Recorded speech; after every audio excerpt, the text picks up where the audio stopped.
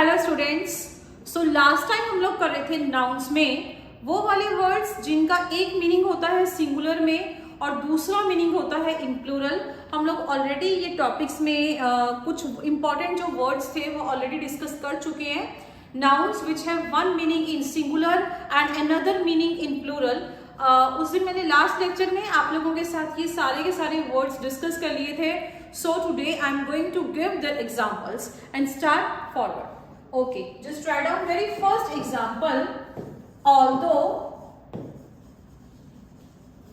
Write down very first example. Although she has studied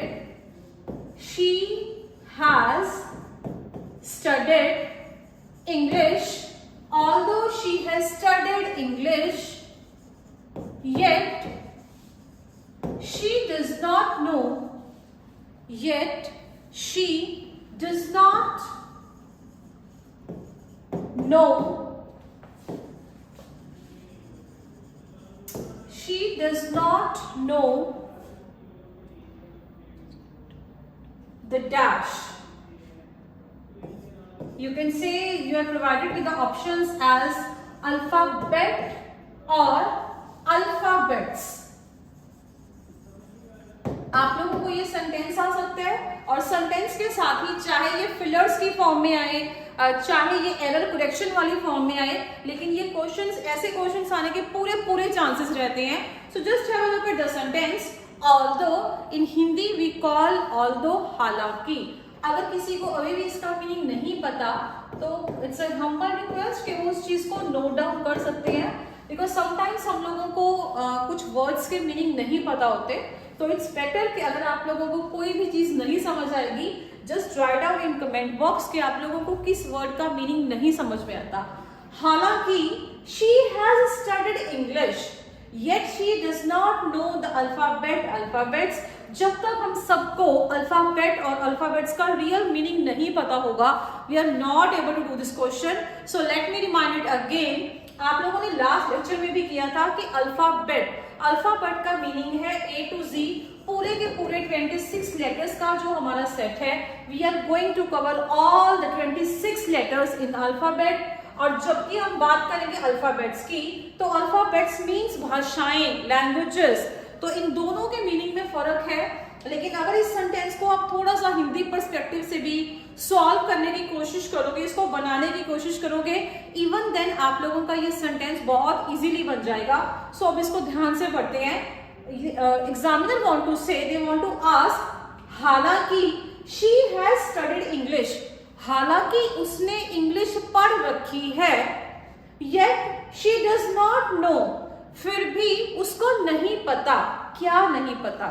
अब ये एक बहुत कॉमन स्लैंग की तरह, जिसको इस स्लैंग को हम लोग बहुत कॉमन अपने घर में भी यूज कर सकते हैं for some any person. Like से हम जैसे किसी भी स्टूडेंट को या किसी को भी बोल सकते हैं कि वैसे तो इसको बहुत कॉमनली यूज किया जाता है कि वैसे तो इसको इंग्लिश बहुत अच्छे से आती है, लेकिन फिर भी इसको इंग्लिश की एबीसी तक नहीं आती। ज्यादातर बोलचाल की भाषा में ऐसे सेंटेंसेस यूज किए जाते हैं।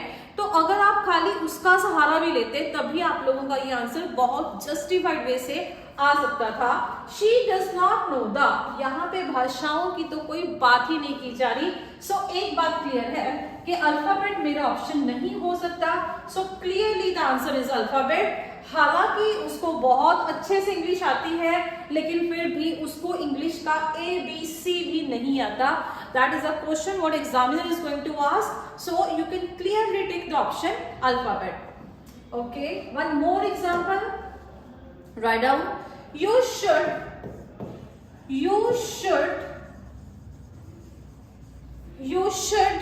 always be true to.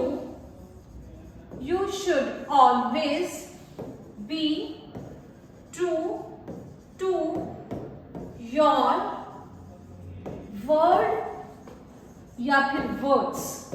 You are provided with two options. इसको चाहे फिलर्स की फॉर्म में करेंगे, अगर फिलर्स की फॉर्म में करेंगे या सेंटेंस करेक्शन की फॉर्म में करेंगे, तो बट ऑब्वियस है कि चाहे इसमें से सही ऑप्शन या इसमें से गलत ऑप्शन, जो भी ऑप्शन होगी वो आपको एक सेंटेंस बना के देंगे और आप लोगों को चेक करना पड़ेगा कि क्या सेंटेंस के किसी भी पार्ट में कोई एरर है या सेंटेंस बिल्कुल सही है। You should always be true to your word या words। अब समझते हैं, मैंने आप लोगों को कल भी ये बात बताई थी। लास्ट में हम लोगों ने जब ये लास्ट लेक्चर लगाया था, उस टाइम लास्ट लेक्चर में यही पोर्शन पे फिनिश किया था कि एक वर्ड है जो अपने आप में वर्ड है, वर्ड का मीनिंग ही क्या है? प्रॉमिस, किसी को अपनी जुबान देना। मैंने बताया था, कल भी बताया था कि किसी को अपनी जुबान देना दैट इज अ वर्ड। लेकिन जब आप भाषाओं की बात करोगे, जैसे अल्फाबेट्स था भाषाओं के, लैंग्वेजेस के रिगार्डिंग, वैसे ही वर्ड्स भी एक ऐसा वर्ड है जिसको यूज किया जाएगा for different languages. So definitely अब हम इसको सेंटेंस को पढ़ेंगे। हालांकि बोलचाल की भाषा में इसको वर्ड्स के साथ ही बोला जाता है। You should always be stick to your words, ऐसा बोलचाल की भाषा में बहुत बार यूज किया जाता है। इसीलिए 99% स्टूडेंट्स को यही लगेगा कि words is the right option. तुम्हें तुम्हारी जुबान पे रहना चाहिए, तुम्हें तुम्हारे वादे पे रहना चाहिए। बहुत अच्छा लगता है जब हम इसको वर्ड स्टिक कर देते हैं, बट आप लोगों को मैं इसका कल भी मीनिंग बता चुकी हूँ कि words is not the right option, because in reality words का मीनिंग ही क्या है? लैंग्वेजेस। और रियलिटी में वर्ड का मीनिंग क्या है? प्रॉमिस। सो यहाँ पे हमारा आंसर क्या आएगा? वर्ड। ऐसे क्वेश्चन आने के 101% चांसेस रहते हैं एग्जाम में। बहुत इजी क्वेश्चन है, लेकिन ऐसे क्वेश्चंस हैं जिनको स्टूडेंट्स ज्यादातर गलत अटेम्प्ट कर देते हैं। सो इस चीज से थोड़ा सा बचेंगे और बहुत ध्यान से पूरे के पूरे क्वेश्चन को सॉल्व करेंगे, ताकि थोड़ी बहुत कुछ भी गलती होने के चांसेस नहीं रहने चाहिए। ओके जी, अगर यहाँ तक क्लियर है, अभी चलते हैं आगे। ओके, मैंने कल आप लोगों के साथ डिस्कस किया था कि हम वो सारी की सारी कैटेगरीज डिस्कस करेंगे नाउन में, जिनका एक मीनिंग होगा सिंगुलर में और दूसरा मीनिंग मतलब ऑपोजिट होगा, जो दिखने में होंगे सिंगुलर, काम करेंगे प्लूरल का। ऐसी 4 की 4 कैटेगरीज आपको बताई थी। तो आज हम स्टार्ट करने लगे हैं सबसे पहले कैटेगरी के साथ। लिखेंगे सबसे पहले ऐसे words write down, words which looks singular, जो दिखने में तो क्या होंगे? सिंगुलर। also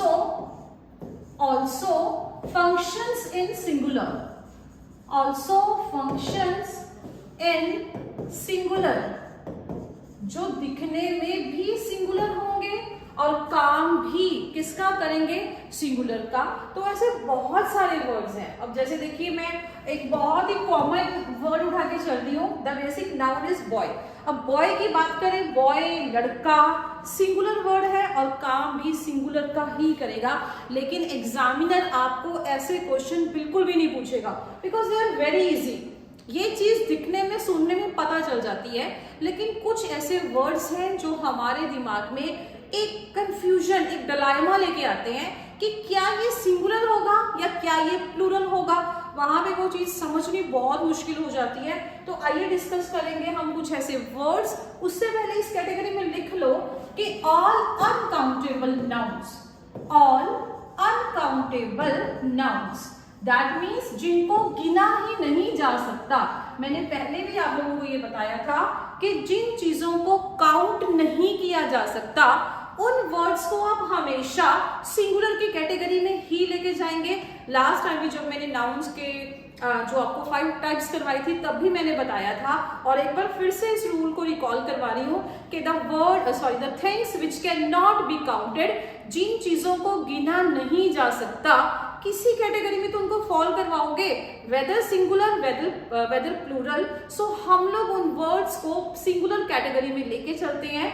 सो जितने भी ऐसे वर्ड्स होंगे जो अनकाउंटेबल हैं, वो सारे के सारे वर्ड्स सिंगुलर में ही जाएंगे। समझते हैं जी कैसे, और कैसे वर्ड्स आने के चांसेस हैं। I am providing you with the entire set. जितने भी सेट में से क्वेश्चंस आते हैं, वो सारे के सारे वर्ड्स लिखवा रही हूँ। इनसे बाहर क्वेश्चन बनता भी नहीं है। बहुत सालों से हम लोग इस चीज को नोटिस करते आ रहे हैं, एनालिसिस करते आ रहे हैं, इन्हीं में से क्वेश्चन बन सकता है। सो प्लीज इनको वर्ड्स को बहुत ध्यान से नोट डाउन कर लो और समझने की कोशिश करो। The very first word is poetry, Shayari. Other word is luggage, luggage होता है हमारा सामान। बहुत बार हम लोग एयरपोर्ट पे जाते हैं तो वहां पे एक लगेज काउंटर होता है, हालांकि ये नहीं होता कि लगेज, अगर प्लूरल होगा तो लगेजेस, ऐसा कुछ नहीं होता, इट्स ऑलवेज लगेज। ये काम करेंगे हमारे लिए सिंगुलर का, बिकॉज ये अनकाउंटेबल नाउन की कैटेगरी में जाएंगे। और इसके साथ लिख सकते हैं there is one another important word that is debris. Debris को हिंदी में आप लोगों ने शायद सुना भी होगा, किसी बिल्डिंग की जब डिस्ट्रक्शन हो जाती है, वो बिल्डिंग पूरी तरीके से तोड़ दी जाती है, तब उस बिल्डिंग में से जो भी ईंट, चूना, पत्थर जो भी टूटेगा, जो लेफ्ट ओवर सामान है, उसको हम लोग मलबा बोलते हैं इन हिंदी।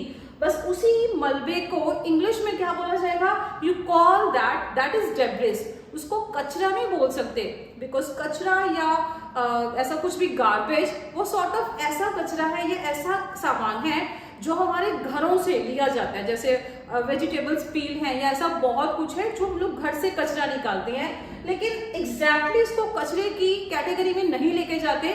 लेकिन जो बिल्डिंग का पूरा डिस्ट्रक्टेड पार्ट है, वो सारे के सारे पार्ट को, दैट मलबे को, what you call in English, that is debris. So just note down this word, very important. Next word is advice.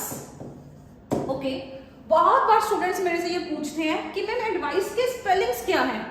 कई बार आप लोग देखते हो ADVISE, कई बार ADVICE। So my answer is, इन दोनों वर्ड्स का एक ही मीनिंग है, दोनों में कोई फर्क नहीं है, बस सिर्फ इसके एक्सेंट का फर्क है, एक यूके का है, एक ब्रिटिश एक्सेंट है। सो बहुत ध्यान से देखो, एडवाइस किसी को सलाह देना, चाहे आप लोगों को CE के साथ आए, चाहे SE के साथ आए, कोई फर्क नहीं पड़ने वाला। एडवाइस मीन्स सलाह देना।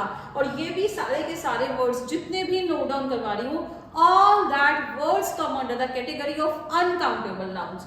Write down advice, after that write down furniture. हम सबके घर में बहुत सारा फर्नीचर होता है, हालांकि फर्नीचर दिखने में लगेगा सिंगुलर, लेकिन इसका मतलब ये नहीं है कि एक खाली चेयर होगी, वहां पे सोफा सेट भी होगा, डाइनिंग टेबल भी होगा, बहुत कुछ होगा, and all that comes under the category of furniture. लेकिन ब्रॉड वे में आप उसको फर्नीचर ही बोलोगे, furnitures, no such word exist. आगे चलते हैं जी, आइस, बर्फ, ICE, ice, I am writing again, okay, ICE, ice, बर्फ, बर्फ के टुकड़े हो, आइसिस कभी नहीं होता। Next is applause. एप्लॉज एक बहुत कॉमन सा जेस्चर है जो आप लोगों ने बहुत बार सुना होगा। कई बार कोई स्कूल का फंक्शन है या किसी भी चीफ गेस्ट की एंट्री हो रही है तो बहुत बार बोला जाता है कि you should stand up and give a huge round of applause to our CM, our principal, our director. Applause होता है जब आप स्टैंडिंग पोजीशन में किसी को क्लैप करके उसका वेलकम करते हो, basically that word is applause. I hope you have heard this word so many times. The word is applause. After that, information, very important word. Information. Information means जानकारी। Information भी अपने आप में आप लोगों के लिए ब्रॉड वे से काम कर रही है और ये अनकाउंटेबल नाउन के पर्सपेक्टिव में ही जाएगी। अनकाउंटेबल के रिगार्डिंग लिख ले इंफॉर्मेशन, और लिख लीजिए word machinery. I am going to cover each and every word so that exam में इसी पोर्शन में से आप लोगों को क्वेश्चन आ जाए। मशीनरी, जितनी भी मशीनरी होगी, किसी भी फैक्ट्री की ले सकते हैं, आउटलेट की फैक्ट्री मशीनरी कंसिडर कर सकते हैं। So that another word is scenery, बहुत कॉमन वर्ड है। जब भी किसी हिल स्टेशन पे घूमने जाया जाता है तो बोला जाता है कि भाई यहाँ की ना सीनरीज बहुत अच्छी थी। बोल चाल की भाषा में क्या यूज कर देते हैं, वहां की सीनरीज बहुत अच्छी थी। सीनरीज मतलब नजारा या नजारे। तो हिंदी में जब नजारे बोला जाता है तो यहाँ पे सीनरी से सीनरीज ऑटोमेटिकली बना देते हैं, बट माइंड इट, वो ऐसा कोई भी वर्ड एग्जिस्ट ही नहीं करता, सो वो वर्ड गलत हो जाएगा। सीनरी अपने आप में ही अनकाउंटेबल नजारों को, चाहे वो एक हो चाहे वो ज्यादा हो, उन सबको, उन सभी पिक्चर्स को डिनोट करती है। सो इसका कोई भी प्लूरल वर्जन नहीं होता और बाय डिफॉल्ट ये सिंगुलर में ही कंसिडर किए जाते हैं। The word is scenery. After that you can write food, खाना। After that evidence. एविडेंस होता है किसी भी चीज का सबूत। एविडेंस हो, एविडेंसेस कभी नहीं होता। सुबूत एक हो चाहे ज्यादा हो, ये अनकाउंटेबल की कैटेगरी में ही जाएंगे।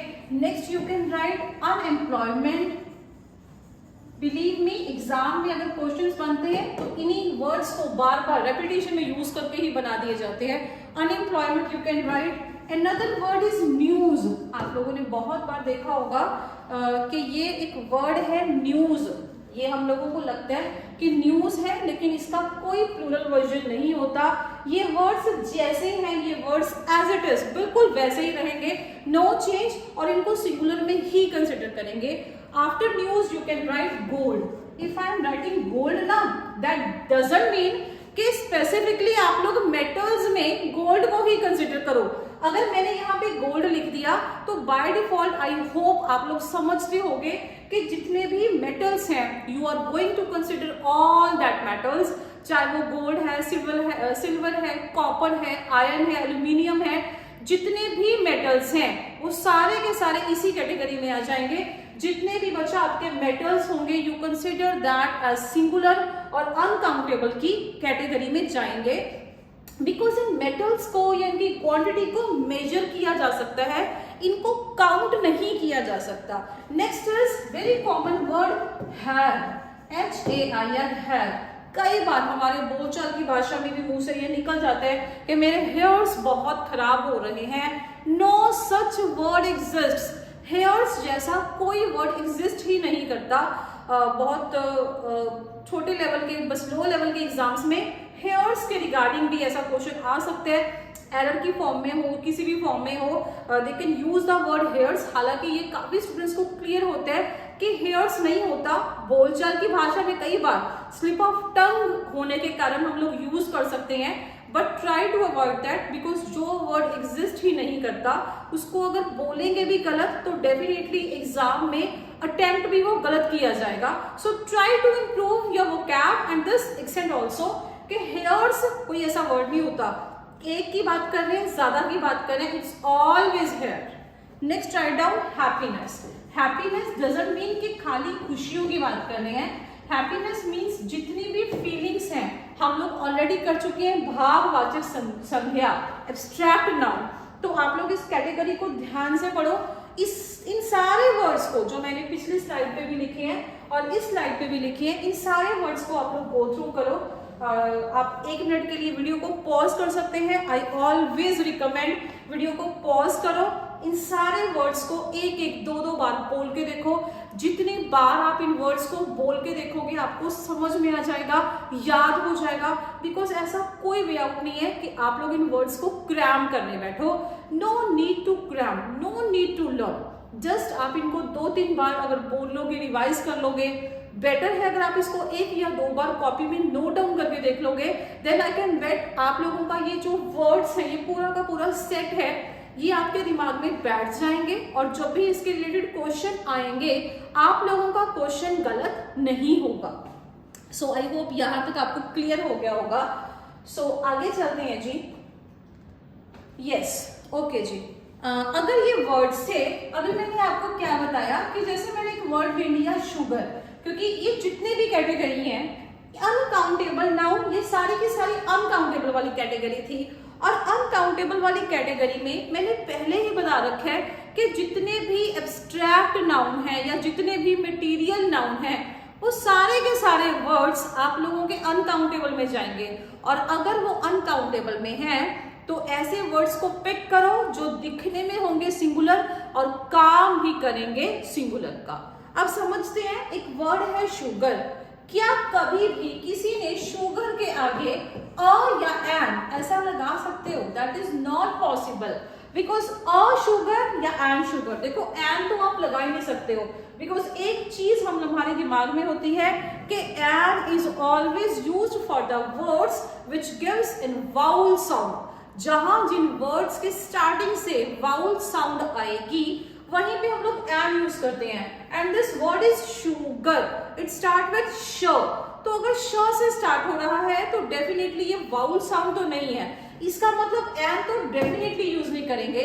लेकिन कई बार कुछ स्टूडेंट्स इसके आगे अ शुगर यूज कर देते हैं, जो कि अपने आप में बिल्कुल गलत हो जाएगा।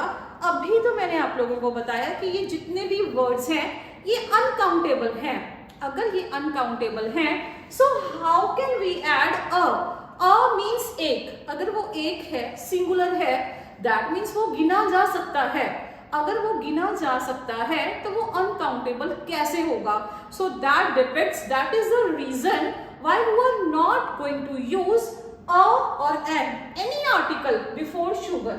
इन चीजों को क्रैम करने की बजाय just go into the pros and cons, इनकी डेप्थ में जाओ कि इसके पीछे का रीजन क्या है, what is the logic behind that. आप लोगों को कभी भी याद करने की जरूरत ही नहीं पड़ेगी। सो अ या एन कभी भी शुगर के साथ नहीं लगाओगे।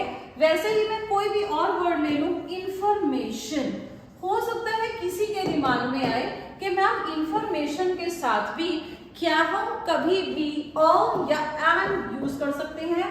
No, you can't use, because a या एन यूज करने का मीनिंग ही यही है कि हम लोग उनको क्लियर कट बता रहे हैं कि वो एक है या वो ज्यादा है, जबकि इन वर्ड्स के साथ कभी भी आप लोग अ या एन यूज नहीं कर सकते। कब कर सकते हो वो चीज भी बताऊंगी, लेकिन फिलहाल अगर ये अनकाउंटेबल है, दिस इज द लॉजिक, ये आप लोग खुद ही समझ सकते हो कि जिस चीज को काउंट नहीं किया जा सकता उसके आगे अ या एन लगाया भी कैसे जा सकता है। आगे समझते हैं। तो कुछ स्टूडेंट्स का क्वेश्चन होता है कि मैम हमने ना कितनी बार पढ़ा है या कितनी बार देखा है एन इंफॉर्मेशन, या बहुत सारे ऐसे वर्ड्स हम लोगों ने देखे हैं जिनके साथ जिनके आगे अ या एन लगाया जा सकता है। मैं बताती हूँ, लेकिन फिलहाल समझते हैं। अब तक अ या एन तब लगा रहे थे जब ये क्या थे, ये सारे के सारे वर्ड्स अनकाउंटेबल थे, इनको गिना नहीं जा सकता था। कितना अच्छा हो अगर मैं इन अनकाउंटेबल वर्ड्स को मैं चेंज कर दूं, किस कैटेगरी में? काउंटेबल कैटेगरी में।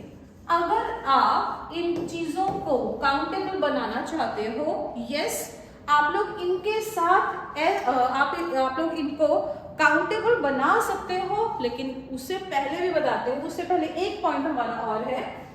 यहाँ पे भी हम लोगों ने बोला कि शुगर के आगे या इंफॉर्मेशन के साथ अ या एन आप लोग यूज नहीं कर सकते। तो स्ट्रिक्टली जितने भी हमारे अनकाउंटेबल नाउन्स हैं, जितने भी अनकाउंटेबल नाउन्स हैं, उनके साथ अ या एन बिल्कुल भी नहीं यूज कर सकते, और उनके साथ एस या ईएस नहीं यूज कर सकते। इंफॉर्मेशंस या बहुत सारे ऐसे वर्ड है, मशीनरीज, सीनरीज, ऐसा कुछ भी नहीं होगा। अभी बताया ये अनकाउंटेबल है। अनकाउंटेबल मतलब इनको गिना ही नहीं जा सकता। अगर गिना नहीं जा सकता तो सिंगुलर या प्लूरल बनाने का सवाल ही पैदा नहीं होगा। अगर एस या ईएस नहीं हो सकता, दैट मीन्स इनका कोई भी प्लूरल वर्जन नहीं होता। हमारा दिमाग या दिल हम लोगों को बहुत बार बोलेगा कि इसका प्लूरल होता है, लेकिन एक बात समझ लो, जो चीज अपने आप में अनकाउंटेबल है उसका प्लूरल वर्जन एग्जिस्ट कर ही नहीं सकता। उनको बाय डिफॉल्ट हम लोग सिंगुलर में ही लेके चलेंगे, कोई भी इसके साथ एस या ईएस ऐड ऑन नहीं करेगा। अब आएंगे नेक्स्ट स्लाइड पे। जब मैंने बताया कि अनकाउंटेबल से काउंटेबल करना है, ठीक है, कर सकते हो, लेकिन अगर काउंटेबल करेंगे तब भी मेरे पास दो ऑप्शंस हैं जो कि आप लोगों को बहुत अच्छे से पता है। अगर मैं इसको किसी भी तरीके से काउंटेबल के टर्म में ले जाऊं, क्योंकि इन वर्ड्स को, जैसे न्यूज की बात ही ले लें, न्यूज एक है या न्यूज ज्यादा है, एविडेंस एक है, एविडेंस ज्यादा है, इंफॉर्मेशन एक है या इंफॉर्मेशन ज्यादा है, इनको सामने वाले को समझाया कैसे जाएगा? आप लोगों ने वर्ड यूज कर दिया इंफॉर्मेशन, तो सामने वाला इस वर्ड को कैसे समझेगा कि आप एक जानकारी की बात कर रहे हो या ज्यादा जानकारियों की बात कर रहे हैं? इसीलिए इन सारे के सारे वर्ड्स को अनकाउंटेबल से काउंटेबल बनाया जा सकता है, लेकिन उसके लिए भी कंडीशंस हैं। आप लोग इनको सिंगुलर या प्लूरल दोनों तरीके से कैटेगराइज कर सकते हो, लेकिन कंडीशन क्या है? कुछ वर्ड्स इसके साथ आगे ऐड ऑन हो जाएंगे। राइट डाउन दिस वर्ड, अगर वो सिंगुलर होंगे, अपने आप में सिंगुलर होंगे, then we are going to use a piece of. Write down a piece of मतलब एक वाला फील देगा। डेफिनेटली अगर सिंगुलर है तो फील भी एक वाला ही होना चाहिए। अ पीस ऑफ मतलब सिंगुलर। डेफिनेटली अगर दूसरी साइड आ जाएंगे, प्लूरल वाली साइड, तो इसी के साथ बनाने की कोशिश करते हैं। क्या मैं प्लूरल के साथ ए लिख सकती हूँ? No, I can't write. So uh तो यहाँ पे बिल्कुल भी यूज नहीं होगा। पीस का क्या बन जाएगा? पीसेस। सो एक बार इसका भी सिंटेक्स, इसका स्ट्रक्चर एक बार नोट डाउन कर लें। अगर ये अपने आप में बच्चा प्लूरल बनेगा तो यहाँ पे आप क्या लिखोगे? Pieces of. A piece of जब वो सिंगुलर है, पीसेस ऑफ जब वो प्लूरल का काम करेगा। अभी इसकी एग्जांपल बता रही हूँ ताकि हमें और समझ में आ जाए। ओके जी, write down next example. Like I have written, he has given me an information. He has given me an information. तो he has given me an information। अब इसकी क्या सब्स्टिट्यूट हो सकता है? देखिए, अब इसके एक नहीं, इनफैक्ट इसके दो आंसर्स बन सकते हैं। We can write he has given me an information। सबसे पहले तो यहां से an को हटा दोगे। अगर खाली ये बोला जाए he has given me information, अगर उसने he has given me information बोला, that means वो जितनी भी जानकारी दे रहा है वो अनकाउंटेबल है। लेकिन अगर वो जानकारी दे रहा है तो कहीं ना कहीं अगर अनकाउंटेबल वाला फील है, उसको काउंटेबल में भी चेंज किया जा सकता है। कैसे? He has given me a piece of information. A piece of information। ठीक है जी, ये आप इसको ध्यान से नोट डाउन कर लो ताकि हम लोगों को ये चीजें समझ में आ जाए कि a piece of या pieces of कैसे और कब यूज किया जाएगा। दूसरा इसका ऑप्शन क्या बनेगा?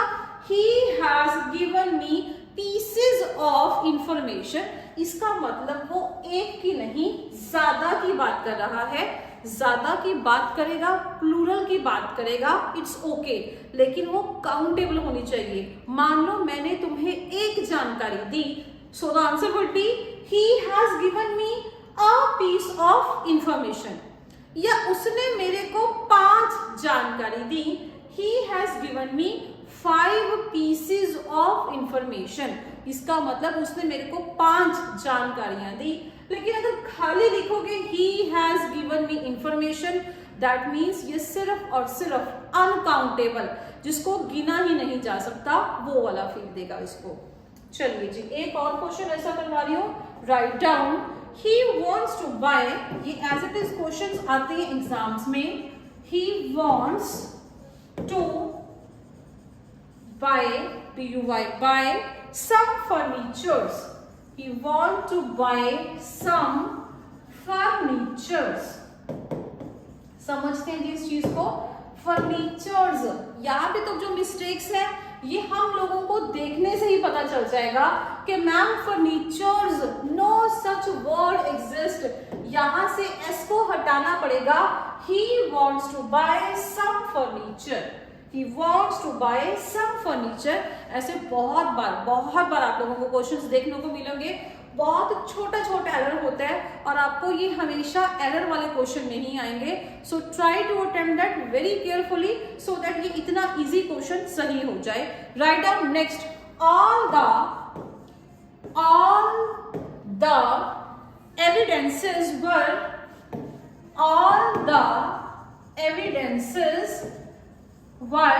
against her।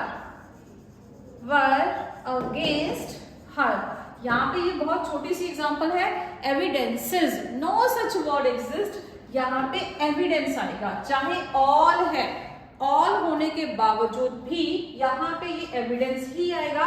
लेकिन अभी भी चाहे आप 1 मिनट के लिए वीडियो को पॉज करें और अभी चेक करें, अभी भी इसमें एक मिस्टेक और है। बहुत ध्यान से देखेंगे।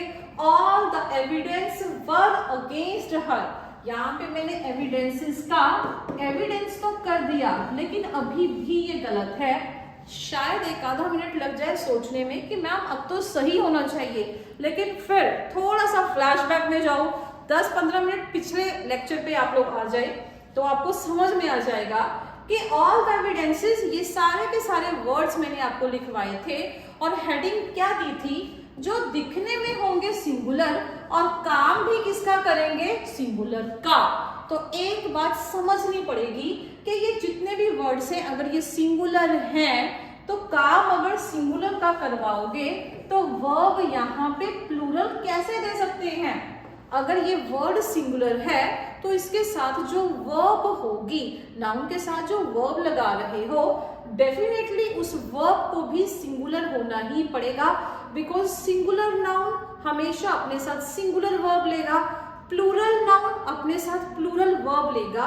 हालांकि ये एविडेंस जो है ये अनकाउंटेबल है, लेकिन मैं आपको बता चुकी हूँ सारे के सारे अनकाउंटेबल चीजों को आप लोग हमेशा सिंगुलर में ही कंसिडर करोगे बाय डिफॉल्ट। और अगर ये सिंगुलर है तो हटाओ वहां से इस वर्ड को, लगा दो वॉज को, all the evidence was against her, as simple as that. Okay, write down next example, write down very important, very famous example, the sceneries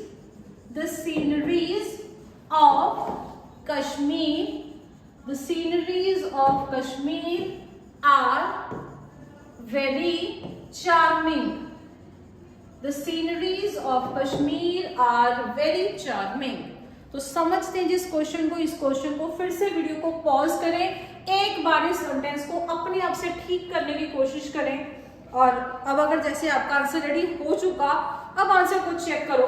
sceneries, अभी तो बताया ऐसा कोई भी वर्ड एग्जिस्ट नहीं करेगा, वर्ड होगा scenery. The scenery of Kashmir are very charming. अभी भी ये सेंटेंस गलत है, जिसने पिछले वाली एग्जाम्पल से सीख लिया उसके लिए तो इस सेंटेंस को पूरा का पूरा टॉप टू बॉटम सारा का सारा वो उसको सही कर देगा कि मैम यहाँ पे आर नहीं आएगा। रीजन, अगर ये नाउन सिंगुलर है, वैसे ये अनकाउंटेबल है, लेकिन आप ही ने तो बताया कि हम इसको सिंगुलर की कैटेगरी में लेंगे। अगर ये सिंगुलर है तो वर्ब प्लूरल कैसे ले सकता है? That means the right sentences, this is very important question, बहुत बार ये एग्जाम्स में आ चुका है, डायरेक्ट यही क्वेश्चन आएगा। कश्मीर की जगह हिमाचल प्रदेश कर देंगे, बाकी सब कुछ सेम रहते हैं। The sceneries of Kashmir are very charming. No, it's not like that. It's the scenery of Kashmir is very charming. I hope आप लोगों ने अपना आंसर करेक्ट कर लिया हो। कमेंट बॉक्स में भी आप लोग बता सकते हो कि क्या आप लोगों का आंसर सही था या गलत था। Okay, I'll give one more example and then we will carry forward. Some of his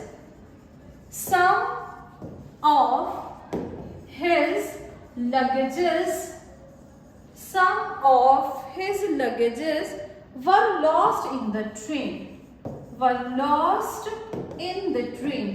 same he example बता रही हूँ, सिर्फ कुछ वर्ड्स का डिफरेंस कर रही हूँ, सो दैट ये जितने भी वर्ड्स हैं इनको आप लोग मेरे कहने पे एक या दो बार आई होप बोल के देखोगे, लिख के देखोगे, लेकिन जितनी मैक्सिमम मैं आप लोगों को एग्जाम्पल्स कवर करवा सकती हूँ उतनी एग्जाम्पल्स जरूर cover करवाऊंगी।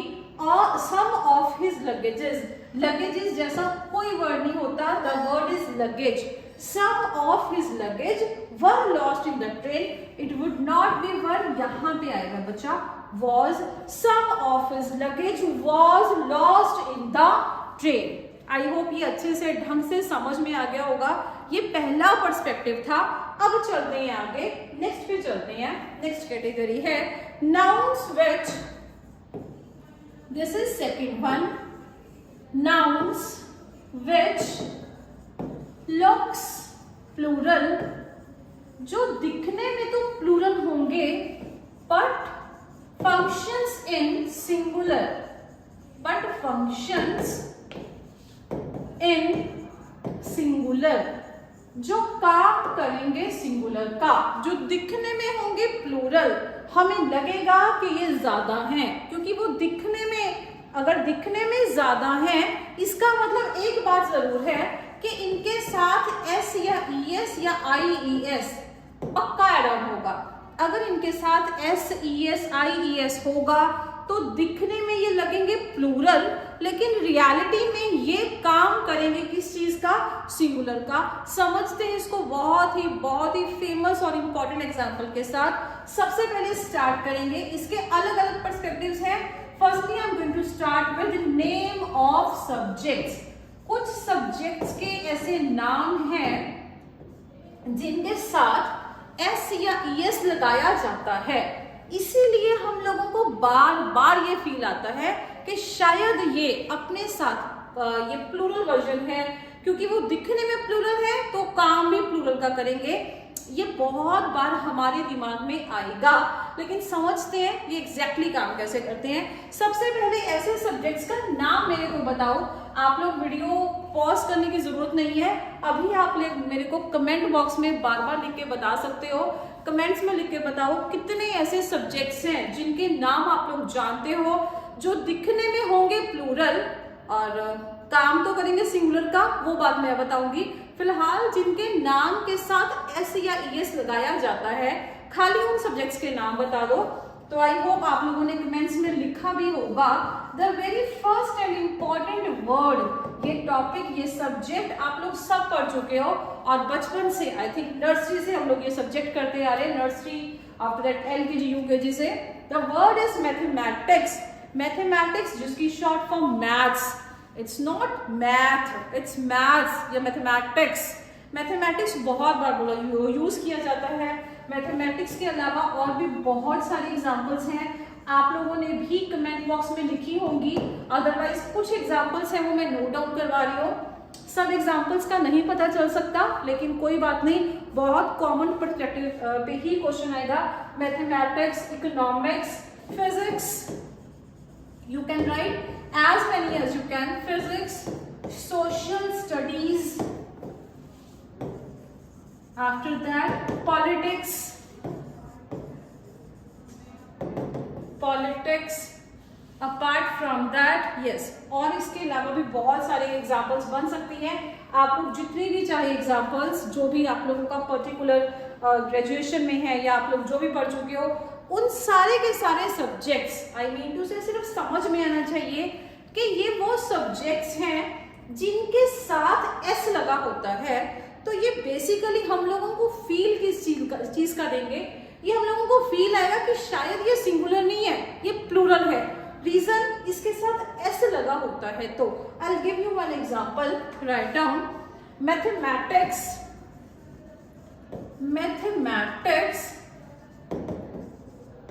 is /r an important subject,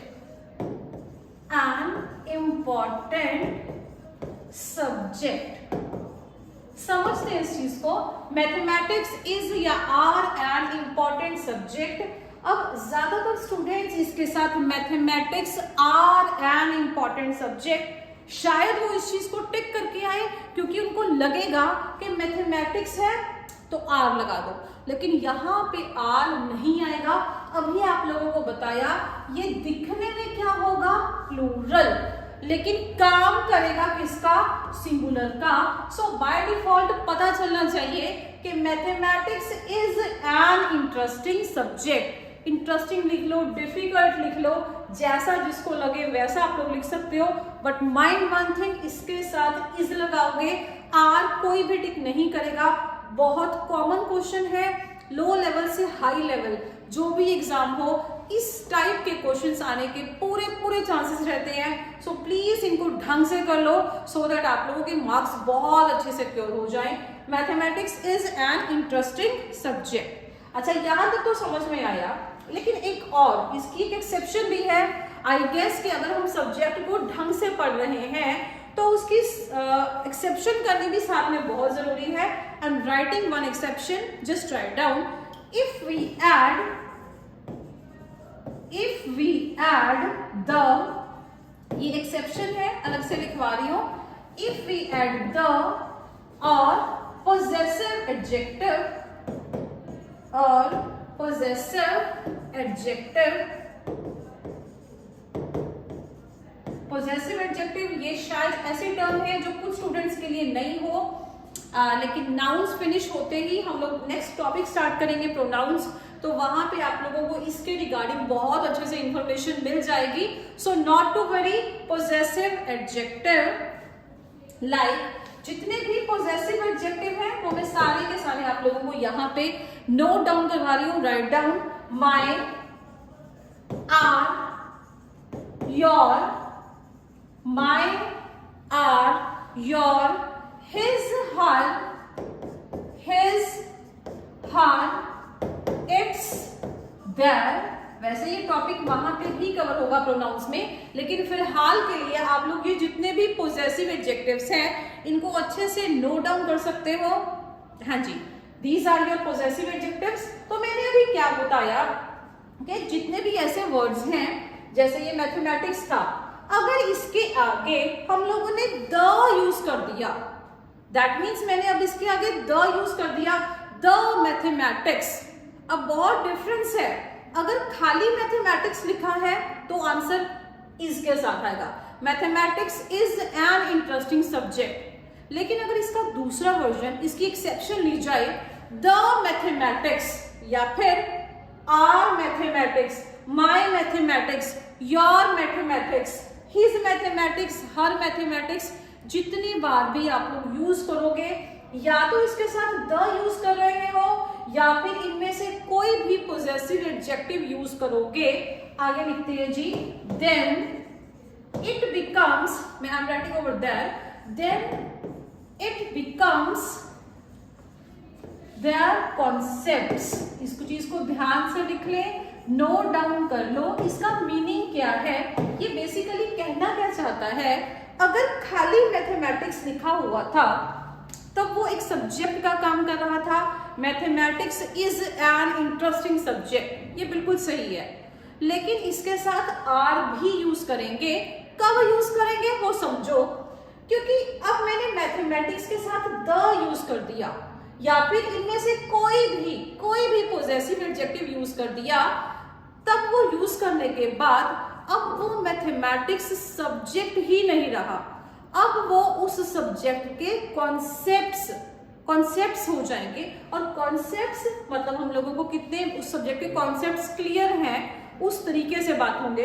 तो कॉन्सेप्ट्स तो आप लोगों को नाम से ही पता चल रहा है कि कॉन्सेप्ट्स कभी भी सिंगुलर हो ही नहीं सकते, कॉन्सेप्ट्स हमेशा क्या होंगे, plural.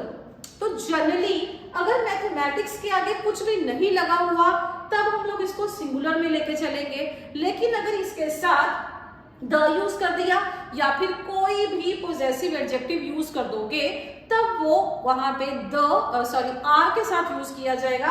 I am giving one example, just write down his mathematics, very famous and important example, his mathematics. अब आप लोग ध्यान से देख सकते हो कि मैंने यहाँ पे एक पोजेसिव एडजेक्टिव यूज किया, लिस्ट में लिखवाया मैंने हिज और हर, यहाँ पे हिज लिख दिया तो भी चलेगा, और उस पूरी की पूरी लिस्ट में से कोई भी पोजेसिव एडजेक्टिव उठा लोगे तब भी वही आंसर रहेगा। अगर यहाँ पे द लिख दोगे तब भी यही आंसर रहेगा, हिज मैथमेटिक्स इज या फिर our weak, his mathematics is या फिर आर, यहाँ पे हम लिख देंगे वीक। तो यहाँ पे समझना पड़ेगा कि भाई जो उसका मैथमेटिक्स है ना वो बहुत ही ज्यादा कमजोर है, लेकिन मैथमेटिक्स तुम्हारा या मेरा हो ही नहीं सकता। इसका मीनिंग समझो, हिज मैथमेटिक्स मतलब उसका मैथमेटिक्स। ये हम लोगों ने कब से सुन लिया कि कोई भी सब्जेक्ट तुम्हारा या मेरा हो गया, सब्जेक्ट तुम्हारा या मेरा हो ही नहीं सकता, रादर उस सब्जेक्ट के कॉन्सेप्ट्स जो हैं वो तुम्हारे या मेरे हो सकते हैं। तो इसी बात से क्लियर हो जाएगा कि हिज मैथमेटिक्स, यहाँ पे बचा जो मैथमेटिक्स है वो सब्जेक्ट का काम ना करके किस चीज का काम करेगा, उसी सब्जेक्ट के कॉन्सेप्ट्स का। और अगर कॉन्सेप्ट्स आ जाएंगे तब आप लोग इसको सिंगुलर नहीं लेके चलोगे, then you are going to take it as plural. His mathematics are weak. अब ये समझ में आया, खाली मैथमेटिक्स था तो सिंगुलर लिया, द हो चाहे कोई भी पोजेसिव एडजेक्टिव हो, हम लोग उसको हमेशा प्लूरल में कंसीडर करेंगे। The reason is concepts can't be singular, they are always plural. I hope ये आपको अच्छे से ढंग से समझ में आया हो। अब इन्हीं वीडियोस को, अब इन्हीं लेक्चर, इस पूरे के पूरे लेक्चर को, जितने भी वर्ड्स हैं उनको एक दो बार आप लोग रिवाइज कर लोगे, नोट डाउन कर लोगे, तो एटलीस्ट इतना जितना भी आज हम लोगों ने क्वेश्चन किया है एटलीस्ट वो आपका डन हो जाएगा, उसको बार बार रिकॉल करने की जरूरत भी नहीं पड़ेगी। तो that's all for today, tomorrow will continue. Thank you.